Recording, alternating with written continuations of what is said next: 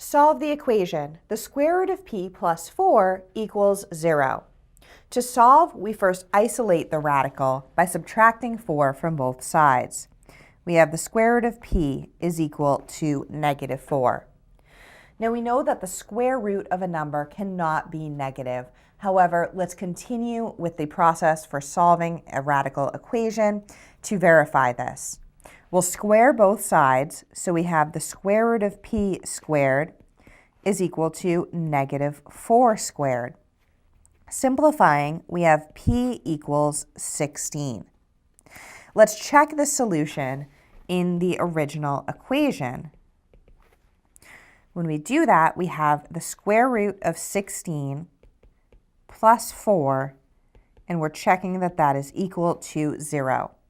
The square root of 16 is 4, so we have 4 plus 4, which we're checking to see if it is equal to 0.